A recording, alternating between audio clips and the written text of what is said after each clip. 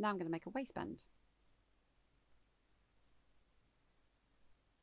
So just pin it in place to stop the paper moving around, and I'm going to follow the top of the waistline. So from the centre front, I want to make sure I've got a right angle at the first point, and I'm going up 2 centimetres. So this is half scale, so on a normal skirt that would be 4 centimetres high. And I'm going all the way, following the curve 2 centimetres all the way along, and making sure I've got a right angle at each point.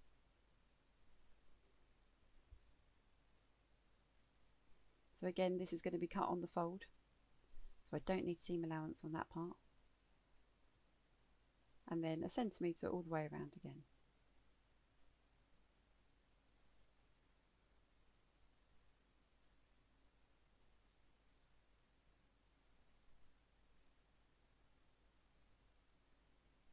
And I'm going to write centre front so I know which part is which. And then exactly the same for the back. Trace off the waistline, making sure I've got right angles, adding 2 centimetres all the way along.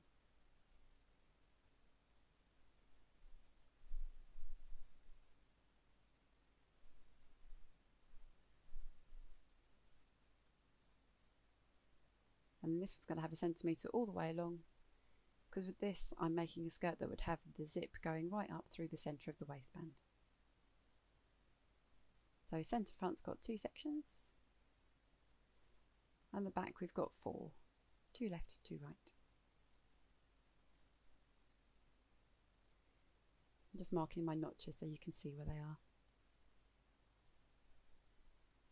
So I've got 1 outside waistband, 1 inside waistband. Pin these together just at the sides and sew up along there. So that's sewn, I've pressed them open with an iron. One of these would have interfacing on. So flip that over, match up to the centre notch, match up your side seams,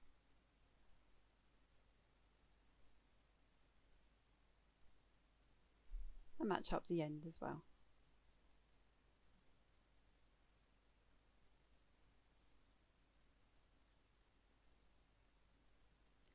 And then stitching all the way along the very top, the part that curves in.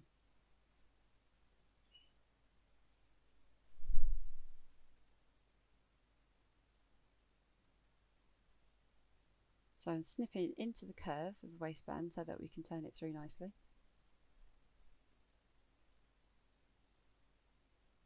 So we're going right up to the stitch line. Sharp scissors help here, sharper than the ones that I've got. And then you'll press the top part of the waistband open so that you can flip it over, and then you'll have a finished edge of the skirt. So match up the centre front, the side seams and the back onto the skirt, stitch along the top,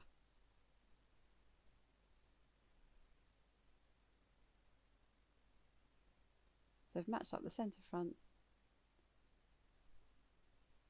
and the side seams again. Press that open, then fold it over. The inside of the waistband could be overlooked at this point. And then we just stitch in the ditch. I'll just mark that with a pin for the moment. That all flips in, and there you have an A-line skirt with a waistband.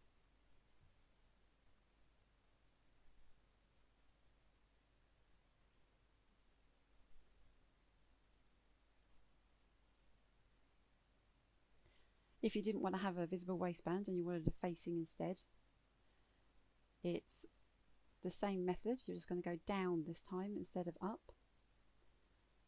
So 2 centimetres down from the centre front.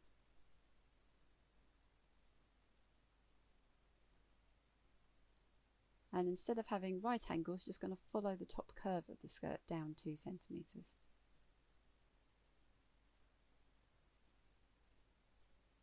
Mark your 2 centimetres all the way along.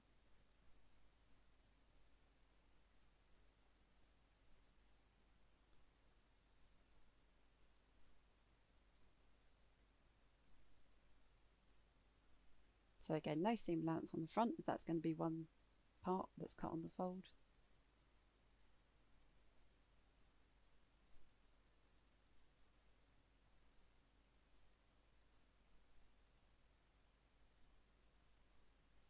So that's centre front, the back's the same again. I'm going to trace it off the top of the waistband.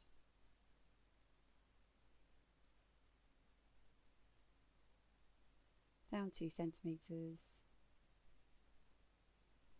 And again, not worrying about right angles at the side this time, we're just following the curve of the skirt. So mark centre back on it so you know which is which, makes it less confusing. And put a centimetre all the way around.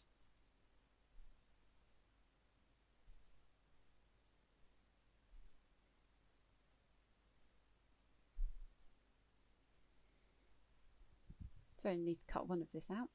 This would have interfacing on it.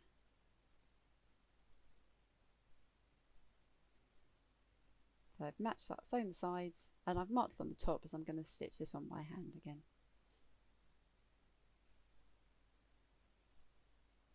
So match the centre front notch and the side seams.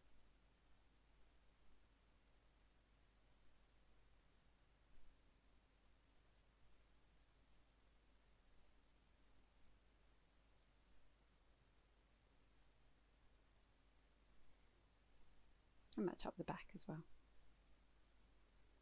And then it's just a straight line of sewing all the way around the top. And that's the facing all sewn on. So once it's pressed open, you can turn it over.